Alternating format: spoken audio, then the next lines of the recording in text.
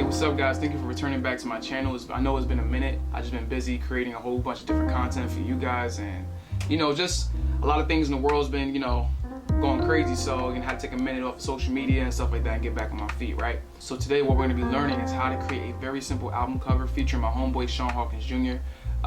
The other day, I want to say Thursday, me and him did a very cool video shoot, a one take, got it on a second try, and I'm going to be launching that very, very soon for you guys to see the footage. It's super raw, it's definitely dope. I want you guys to check that out. It's coming out very, very soon. So with that being said, let's get straight into it. If you ever work with clientele and they're not too sure about the idea that you're trying to give them, and you want to show them visually how to picture what you're trying to depict to them, using artboards is probably like the best thing out there, because it's easy to separate everything but put them all in one space, so that if we were to send some work to your client or whoever you're working with, that they can see it visually on one board, even though there are many separate boards, and they can depict, okay, I understand what you're saying. So now that we're in Photoshop, we're gonna have to create the square, the even square. So 3000 by 3000, 300 resolution is perfect. So we're just gonna create it, and that should be the perfect square, right?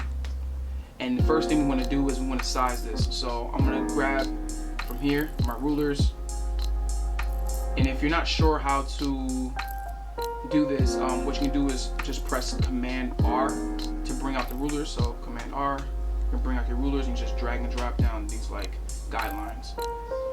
And you want to press V or the move tool, and then you want to right click and go to Artboards. And then from there, we're going to grab from this corner to the other end of this corner, and then you should have like these little plus symbols above and around this artboard now that we created. And so what I'm going to do is I'm going to make 5 artboards. So it's already 1, so 2, 3, 4, 5, and then I'm going to go all the way to the top of number 1. So I'm going to click artboard number 1, and I'm going to make some at the bottom. So that's 1, 2, 3, 4, and 5. Press Command 0, not circle, or O, but 0, and you're gonna see all the artboards. Now, to make this easier for myself, I'm going to label these artboards and give them names, so I'm not confused at where I'm placing photos. So the first thing I want to do is grab 2 through 5, and we're gonna drag it at the bottom and put it right over here where number 1 is. Cool. And then we're going to rename them. So I'm going to speed through this and just rename it.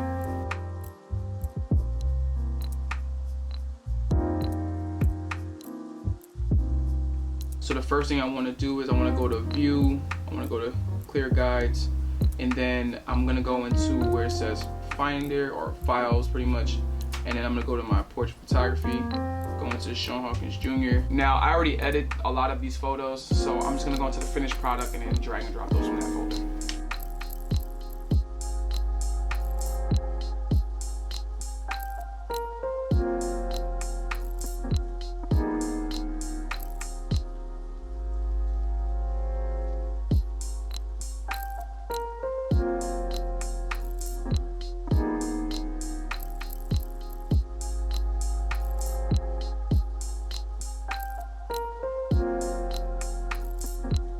So out of 15 photos, I picked what would look best with one another, from front cover to back cover, and front cover being the first row, back cover being the last row.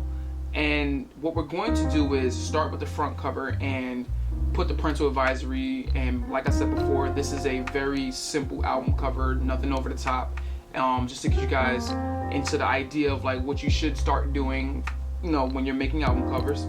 And we're gonna save the back cover for another video, because due to the artist's request, he would like to hide some of the newer songs that's coming out. So the first thing I'm gonna do is I'm gonna zoom up and go to the very first row, and I'm gonna start with, of course, front cover number 1, and I'm gonna go into my downloads and grab the parental advisory and drag right over that.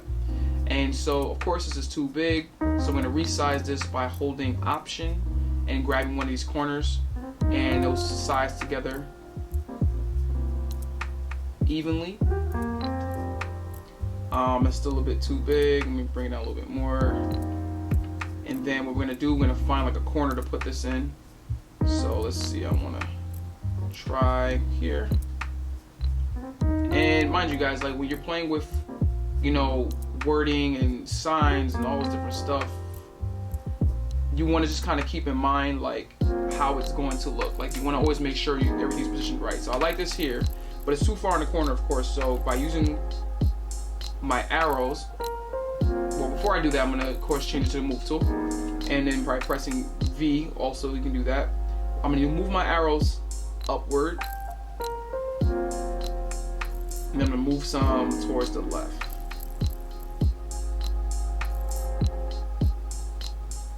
So far this looks pretty good. I actually like that it's in the corner where it is. It kind of already gives you like an album cover like vibe. But I want to kind of do this for the rest of the other rows. So I'm going to speed through this as well and just kind of like get things positioned where it needs to be positioned.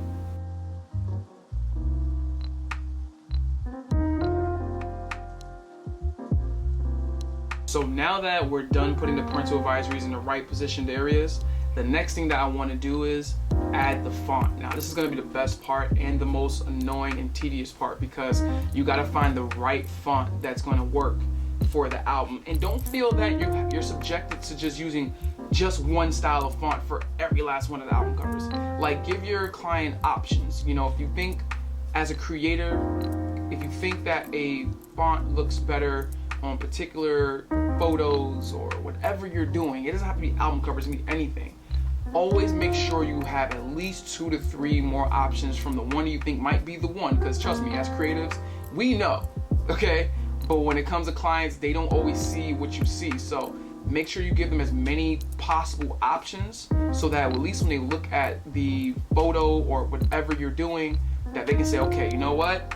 I'll leave it to you. I trust you because shit, I don't know what the hell I'm doing. So with the album being a black and white album, I decided to use some more simple text lettering instead of being more exaggerated.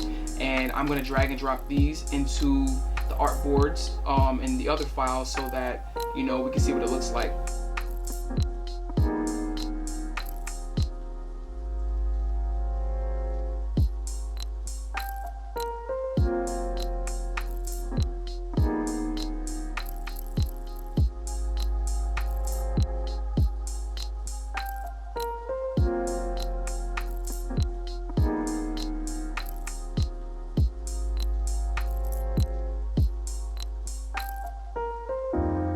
So far, the album is coming out perfect. I mean, he has plenty of options to pick from, and of course, none of this is set in stone because we're still going through the beginning process of doing an album cover. So there will be a part 2 to this, which will be us focusing on the bottom half of the album covers, which will be the back cover, right? So now, I think I'm just gonna add a little bit of some grain and scratch textures on it just to give it that, you know, intense black and white kind of cover vibe, and then from there we're going to screenshot it and then we're going to send it out to the client.